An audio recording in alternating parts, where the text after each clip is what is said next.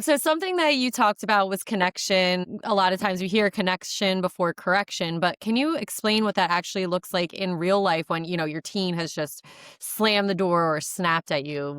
How do you bring it back to that connection before correction? Yeah, so I think it's really hard because we often do correction with no connection. And Mhm. that is what is pushing our teens further away. And if I had one or the other, I would pick connection over correction. In fact, I did most of the time with my child because correction often comes from a place of punishment and consequences. And you did this wrong. And that's not how the human mind learns. It simply Mhm. doesn't. It shuts them down. When our kids respect us and we know and we respect them and they feel safe with us, we don't have to correct in the same way. Right. Instead, it's more about let's figure out what happened. What's going Mhm. on? How can we do this differently next time?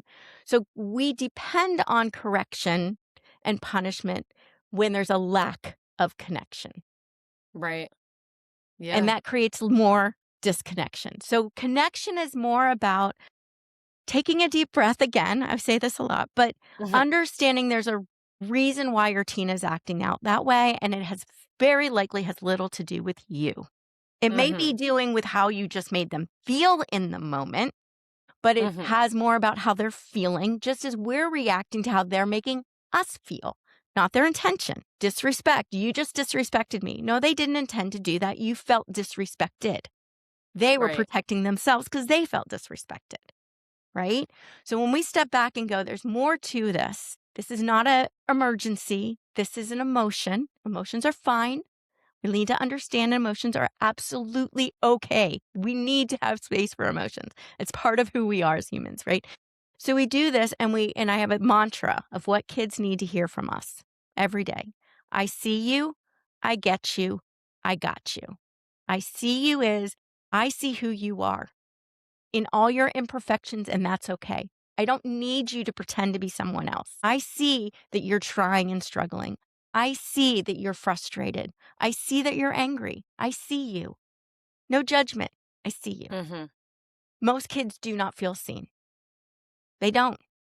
And a lot of their behavior is to try to be seen. The second one is I get you. And I get you means I'm going to validate your experience. I don't have to agree with it, but I'm going to validate that you are feeling angry and that's okay. I understand you're angry right now. I understand that this is frustrating and I get why it's frustrating to you. It might not be frustrating to me, but I get that it's frustrating to you.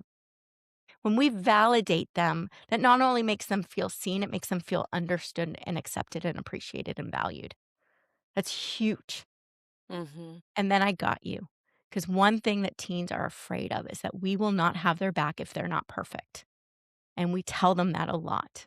Because when we get mad at them for not being perfect, or making Right. mistakes, we're telling them that I'm going to abandon you. That's what they feel. So we need to let them know even when you mess up, I'm not going anywhere.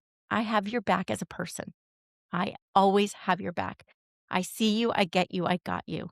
That is where Wow. connection's built. I love that, and I'm going to start using that with my kids.